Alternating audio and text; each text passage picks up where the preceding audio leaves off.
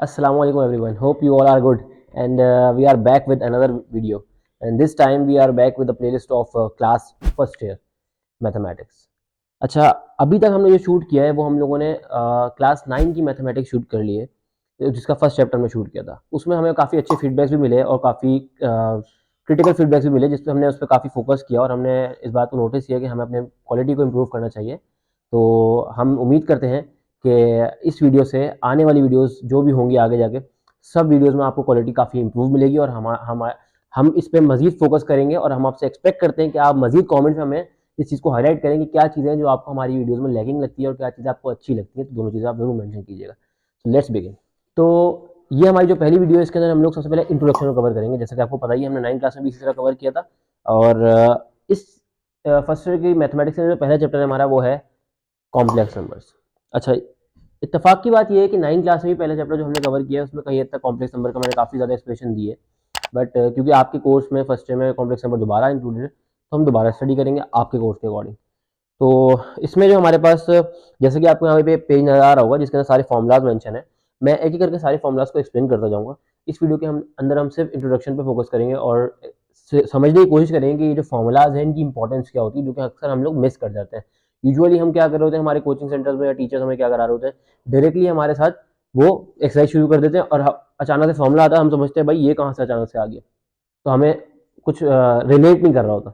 अब जब चैप्टर के शुरू में हम इस फॉर्मूलाज को देखेंगे, स्टडी करेंगे, तो आपको रेफरेंस करने में उस चीज़ को आसानी हो जाएगी। तो पहला फॉर्मूला आपको यहाँ पे दिखा है, कॉन्जुगेट लिखा हुआ है पहली चीज़ ना। ठीक है, अब कॉन्जुगेट क्या चीज़ होती है, जैसे कि फॉर सपोज एक z है, उसकी वैल्यू है a प्लस आयोटा b। अगर मुझे इसका कॉन्जुगेट लेना होगा तो मैं कैसे लूँगा, मैं z के ऊपर एक बार लगा दूंगा is equal to a plus iota b के ऊपर भी एक बार लगा दूंगा। जब मैं इसका कॉन्जुगेट लूंगा, जब मैं इसका कॉन्जुगेट लूंगा तो ये z बार की जो वैल्यू है ये बाहर हट जाएगा अंदर से वैल्यू से, और क्या होगा, ये हमारा रियल पार्ट होता है, ये इमेजिनरी पार्ट होता है। ये हमारा रियल पार्ट होता है और ये हमारा इमेजिनरी पार्ट होता है। ठीक है, अब हमें फोकस करना है कि हमारा रियल पार्ट ऐसे ही कॉपी हो जाएगा, जो इमेजिनरी पार्ट है उसके साथ साइन चेंज हो जाएगा, प्लस था तो माइनस हो जाएगा, माइनस होता तो प्लस हो जाता, एंड दैट्स इट। ये हमारा कॉन्जुगेट होता है बेसिकली। दूसरी चीज जो है हमारी, वो है मॉड्यूलस। मॉड्यूलस के अंदर बेसिकली हम देख सकते हैं कि z, ये जो दो साइन बने हुए हैं, सिंगल बार, ये सॉरी सिंगल बार यहाँ पे, सिंगल बार यहाँ पे, ये जो है बेसिकली हमारे पास मॉड्यूलस का साइन है। ये मॉड्यूलस का साइन क्या बोलता है, ये बोलता है बेसिकली इसके अंदर जो भी सवाल सॉल्व होगा उसका आंसर हमेशा पॉजिटिव आएगा।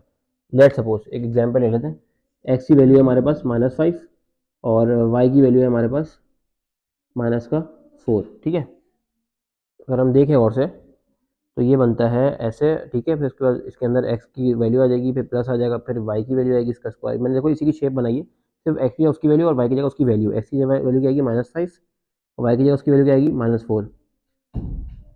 आपने ये लगाया, ठीक है। अब 5 का स्क्वायर करेंगे, जब भी कोई इवन पावर होती है, मतलब पावर का नंबर 2 होगा, 4 होगा, 6 होगा, जो 2 के टेबल में नंबर आते हैं इवन पावर होगी, उसका मतलब ये कि वो जो भी अंदर नंबर होगा, अगर उसका माइनस साइन है तो वो पॉजिटिव में कन्वर्ट हो जाएगी। तो ये बन जाएगा 5 है 25 और प्लस में 25 आएगा, प्लस 4 4 16 हो जाएगा, क्योंकि माइनस साइन लेके ऊपर पावर इवन है तो ये माइनस साइन हट जाएगा। अच्छा, इस केस में हमारे पास क्या हो रहा है, 25 और हम 16 को प्लस कर लेते हैं, 35 41। ठीक है, रूट में, तो ये पॉजिटिव में आंसर आया। मतलब लाइक कहने का मकसद ये है कि जब भी हमारे पास मॉड की बात आती है तो इसका मतलब जब भी हम सोल्यूशन करेंगे तो हमारा आंसर हमेशा हमेशा पॉजिटिव ही आएगा। ठीक है, हमें पॉजिटिव ही आंसर शो करना होता है मॉड्यूल्स के अंदर। तो अब चलते हैं हम लोग एडिटिव इनवर्स की तरफ। एडिटिव इनवर्स जो है हमारा नेक्स्ट फॉर्मूला यहाँ पे मेंशन है, आप देख सकते हैं। इसमें क्या है बेसिकली, देखो हमारे पास माइनस जेड लिखा हुआ है। ठीक है, माइनस जेड और उसके आगे इज इक्वल टू के बाद माइनस ए माइनस बी। अब बेसिकली ये क्या हुआ है, ये हुआ है कि आपके पास जो वैल्यूज़ हैं उनके साइन चेंज हुए हैं। वो कैसे हुए हैं वो मैं आपको दिखाता हूँ एक परफॉर्म करके। जैसे आपको बोलते हैं भाई एक वैल्यू लिखी हुई है ए प्लस आयोटा बी। ठीक है, अब इसका अगर आपको एडिटिव इनवर्स करना है तो आप क्या करोगे, इसका साइन चेंज कर दो, मतलब इसको माइनस से मल्टीप्लाई करा दोगे तो इसका आंसर आएगा माइनस ए माइनस आयोटा बी। ठीक है, तो ये परफॉर्म करके बाद दिखाया हुआ है, तो ऐसा कोई परेशानी वाली बात नहीं है। अच्छा, यहाँ पे क्या हुआ है, यहाँ पे मल्टीप्लिकेटिव इनवर्स दिखाया है। मल्टीप्लिकेटिव इनवर्स का फॉर्मूला जो होता है बेसिकली वो क्या होता है कि अगर आपके पास कोई वैल्यू है उसका इन्वर्स निकालना है। इन्वर्स मतलब ये इस तरह लिखा हुआ है 1 अपॉन ए माइनस बी। इसको हम इस तरह भी लिख सकते हैं, a माइनस बी की पावर -1, ऊपर ये ऊपर जाके, अब यहाँ पे पावर बनती है, ऊपर जाके इसकी पावर -1 हो जाती है। तो अगर हमें इसका इन्वर्स निकालना है तो उसका इन्वर्स निकालने का जो फॉर्मूला होगा क्या होगा, basically a/a² + b², comma -b/a² + b², ये फॉर्मूला है, ठीक है। मैं फॉर्मूले को सिर्फ एक्सप्लेन कर रहा हूँ ताकि जब हम आगे जाकर इनको यूज़ करेंगे तो उस वक्त आपको इनकी क्लैरिटी पहले से होगी कि हाँ ये फॉर्मूला हमने पीछे देखा था, तो हम इनको यूज़ करेंगे, ठीक है। तो अब हमारे पास नेक्स्ट टॉपिक है मल्टीप्लीकेशन। जैसे आप देख सकते हैं मल्टीप्लीकेशन हमारे पास यहाँ मेंशन है।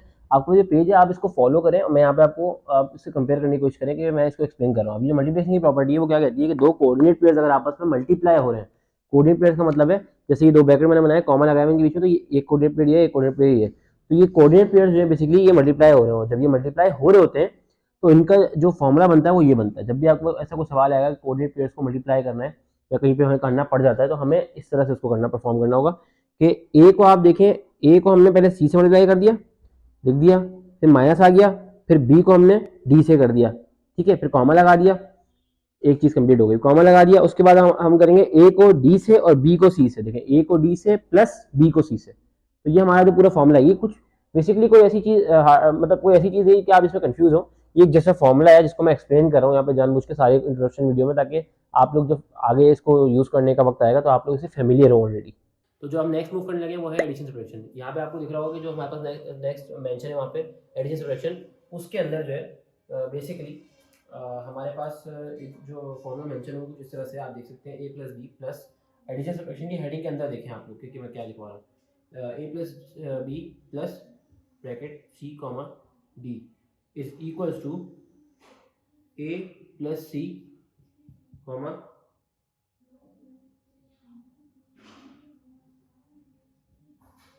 b + d, ठीक है।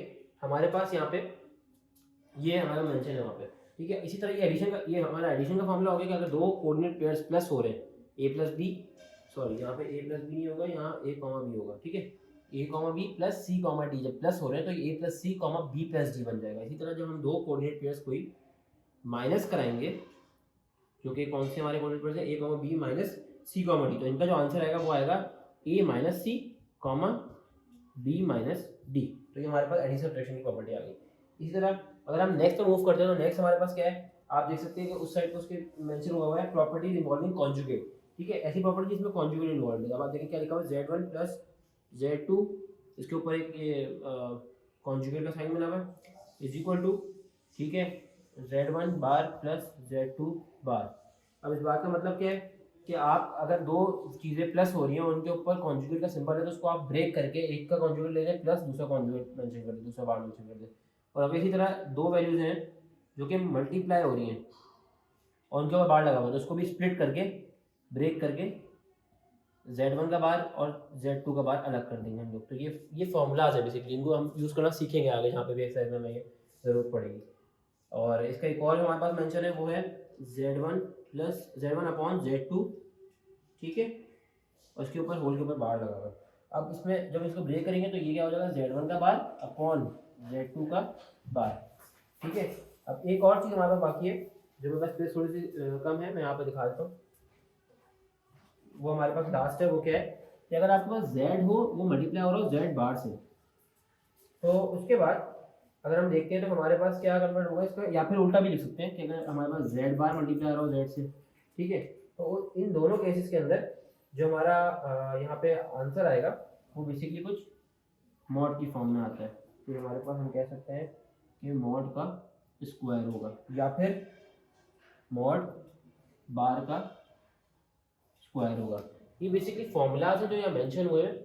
मैंने आपको सिर्फ इसको एक दफ़ा एक्सप्लेन करके बताया कि फॉर्मूलाज बेसिकली लिखे हुए क्या और कहना क्या चाह रहे हैं, ताकि हम जब इसको यूज़ करेंगे तो मैं इसको और फर्दर डिटेल में एक्सप्लेन कर दूंगा और हम सीख जाएंगे कि हम लोग को इनको कैसे यूज़ करना है। तो हम नेक्स्ट मूव करते हैं। तो अब यहाँ पे आप देख सकते हैं जैसे हमारे पास जो वहाँ पे मेंशन है एक प्रॉपर्टी ट्रायंगुलर इनइक्वालिटी, ठीक है। ट्रायंगुलर इनइक्वालिटी में बेसिकली क्या होता है हमारे पास कि आप देख सकते हैं कि ये इनइक्वालिटी की प्रॉपर्टी, इनइक्वालिटी हम जैसे कहते हैं इसको कहते हैं, ये जो साइन होता है ना लेस देन ग्रेटर देन, इनको हम इनइक्वालिटी कहते हैं। अगर ये एक लिखा हुआ तो ये लेस देन है, ये इस तरह लिखा हुआ है ग्रेटर देन हो गया, नीचे ऐसे एक मार्क आ जाएगा तो इसका मतलब इक्वल्स टू भी साथ में आ रहा है कि less than equal to greater than equal to. इसके अंदर हमारे पास यहाँ पे जो मेंशन है वो क्या है बेसिकली कि अगर z1 का मॉड हो रहा है फिर माइनस हो रहा है z2 के मॉड से, वो लेस देन या इक्वल टू हो सकता है z1 + z2 के मॉड से, तो ये लेस देन इक्वल टू हो सकता है Z1 का मॉड प्लस Z2 का मॉड। बेसिकली एक किस्म की आइडेंटिटी है ये, इनइक्वलिटी, ट्रायंगुलर इनइक्वलिटी कहलाती है ये। तो ये आपको बस एक जहन में रखनी है और कुछ नहीं है, जहाँ यूटिलाइज अगर हो रही होगी तो हमें कुछ समझ आ जाएगा कि हमें किस तरह से इसको यूज़ करना है।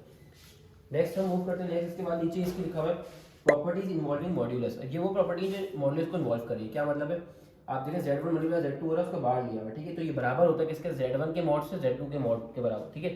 मतलब Z2 और Z1 का मॉड अगर आप मल्टीप्लाई करेंगे तो उसका आंसर यही होगा। इसको मल्टीप्लाई करके इसका मॉड लेंगे, इसका कॉन्जुगेट लेंगे तो उसका आंसर भी Z1 का मॉड मल्टीप्लाई बाय Z2 के मॉड के बराबर होगा। इसी तरह हमारे पास Z1 अपॉन Z2 का मॉड फिर लेंगे, या फिर Z1 का मॉड डिवाइड बाय Z2 का मॉड होगा, तो वो भी एक ही बात हो जाएगी हमारे पास।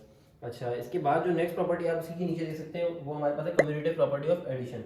अब कम्यूटेटिव प्रॉपर्टी ऑफ एडिशन क्या होती है, वो बोलते हैं कि पहली वैल्यू को आप दूसरी वैल्यू में प्लस करें, मतलब Z1 की वैल्यू को Z2 में प्लस कर दें, या दूसरी वैल्यू को पहली वैल्यू में प्लस कर दें, Z2 प्लस Z1 कर दें। Z वाली जो Z लिखे हुए ना, इनको कंफ्यूज नहीं होना, इनकी कोई नंबर कोई एक्सप्रेशन होगी, जैसे 5 प्लस 3 ऐसा कोई भी एक्सप्रेशन हो सकती है, कोई वैल्यू हो सकती है, ठीक है, जो इनकी वैल्यूज होंगी।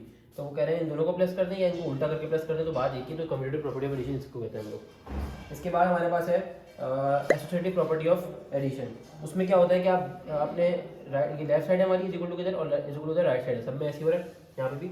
अब आप देख सकते हैं कि जो ये साइड है इसमें अगर हम लोग दो वैल्यूज़ को, जो आखिरी की दो वैल्यूज़ को पहले प्लस कर ले, ब्रैकेट लगा हुआ, ब्रैकेट पहले सॉल्व करते हैं बॉड मास रूल के अकॉर्डिंग, फिर उसके बाद हम लोग उसका जो आंसर है उसको Z1 में प्लस कर दें, तो वो जो आंसर आएगा वो बिल्कुल बराबर होगा किसके, अगर हम लोग पहले दो वैल्यू ब्रैकेट लगाते हैं और उनको प्लस करने के बाद आखिरी वाली वैल्यू से प्लस करते हैं, तो जो इसका आंसर आएगा और इसका आंसर आएगा दोनों का, वो दोनों का बराबर ही आएगा। डजेंट मैटर कि आप ब्रैकेट को यहाँ यूज़ करते हैं या यहाँ यूज़ करते हैं, ये हमारे पास होती है एसोसिएटिव प्रॉपर्टी ऑफ एडिशन, और ये तीन वैल्यूज़ के लिए यूज़ हो रही होती है बेसिकली। तो जो नेक्स्ट प्रॉपर्टी हमारे पास है वो है डिवीजन की प्रॉपर्टी। ये मिस हो गई थी ऊपर, आप देख सकते हैं यहाँ बीच में मेंशन हुई है, छोटी सी आपको नजर आ रहा है पिक्चर के अंदर, A, B divide by C, D। अगर दो कोऑर्डिनेट पेयर्स आपस में डिवाइड हो रहे हो, ठीक है, दो कोऑर्डिनेट पेयर्स आपस में डिवाइड हो रहे हो, तो हम उसको किस तरह कन्वर्ट करेंगे, AC plus BD upon C² plus D², comma BC minus AD upon C² plus D²। ये इसका फॉर्मूला है कि अगर दो कोऑर्डिनेट पेयर्स को डिवाइड करना होगा तो हम उसको इस तरह सॉल्व करेंगे। इसकी A की कोई वैल्यू होगी, B की कोई वैल्यू होगी, हमारे पास C की कोई वैल्यू होगी, D की कोई, जैसे 5 6 7 1 2 3 4 कोई भी नंबर्स होंगे हमारे पास, वो हम यहाँ पुट करेंगे, सॉल्व करेंगे, दो वैल्यू आ जाएंगी कॉमन आगे, ठीक है, हमारे पास आंसर आ जाएगा। जब हम सॉल्व करेंगे इंशाल्लाह आपको क्लियरिटी और मिल जाएगी। अब हम आ जाते हैं नेक्स्ट पे। नेक्स्ट प्रॉपर्टी हमारे पास, इसका कोई नाम नहीं है मेंशन वहाँ पे, बट ये कुछ चीज़ें हमें मेंशन की है कि इनकी कुछ वैल्यूज़ होती हैं जो कि हमें याद होनी चाहिए कि आयोटा स्क्वायर किसके बराबर होता है या आयोटा क्यूब किसके बराबर होता है, तो हम यहाँ पे देख लेंगे। आयोटा जो होता है वो एक ऐसा सिंबल है जिसकी कोई फिक्स वैल्यू होती है। तो आयोटा की जो वैल्यू है वो रूट के अंदर -1 है, ठीक है। आयोटा स्क्वायर होगा तो उसकी वैल्यू -1 हो जाएगी, ठीक है, रूट नहीं आएगा, क्योंकि अगर हम बोथ साइड स्क्वायर करते हैं इस चीज़ के तो यहाँ आयोटा स्क्वायर बन जाएगा, यहाँ स्क्वायर आएगा तो स्क्वायर से आपको पता है रूट कट जाता है, तो उसी तरह से ये चीज़ प्रूव हो जाती है। खैर हमें से इसको याद रखना और कुछ नहीं है। ये हमारे पास एक प्रॉपर्टी ये वाली आ गई, एक वैल्यू ये वाली आ गई, और एक आयोटा क्यूब जो है वो आयोटा माइनस आयोटा के बराबर होता है। इसी तरह अगर आयोटा के पावर 4 है तो 1 के बराबर होती है, आयोटा के पावर 4n है तो वो भी 1 के बराबर होती है। n का मतलब कोई इंटीजर मतलब कोई वैल्यू जो कि माइनस के नंबर भी हो सकते हैं, प्लस के नंबर मतलब पॉजिटिव नंबर भी हो सकते हैं, नेगेटिव नंबर भी हो सकते हैं, और बीच में 0 भी आ सकता है, लेकिन पॉइंट वाइज नंबर्स नहीं आ सकते इंटीजर के अंदर, ठीक है, n की वैल्यूज में। उसके बाद हमारे पास एक ये हमारे पास आइडेंटिटी लिखी हुई है कि अगर आई की वैल्यू कोई पावर हो, आयोटा स्क्वायर हो, फिर वो प्लस हो रही हो, 3 हो रहा हो, 4 हो, उसमें 2 प्लस हो रहे हो, फिर 3 प्लस हो रहे हो, इस तरह से ना, तो वो इसका मतलब ये कि वो भी 0 पूरी की पूरी 0 के बराबर हो सकती है। नेक्स्ट हमारे पास जो प्रॉपर्टी वहाँ लास्ट मेंशन हुई है वहाँ पे वो है कम्यूटेटिव प्रॉपर्टी ऑफ मल्टीप्लिकेशन, जो कि क्या कहती है कि अगर आपके पास दो वैल्यूज है, जैसे Z1 है उसको आप Z2 से मल्टीप्लाई करते हैं तो उसका जो आंसर आएगा वो बराबर होगा हमेशा अगर उसको हम उल्टा करके मल्टीप्लाई, जैसे 5 टू द 10 5 इंटू 2 या 2 इंटू 5 कर दें तो बात एक ही होती है ना। तो 5 टू 10 और 2 टू 10 तो बिल्कुल वही प्रॉपर्टी है, लेकिन मल्टीप्लिकेशन के केस में हमने ये एडिशन के केस में पढ़ी थी, बट अब वहाँ पे मल्टीप्लिकेशन के केस में आपको नजर आ जाएगी।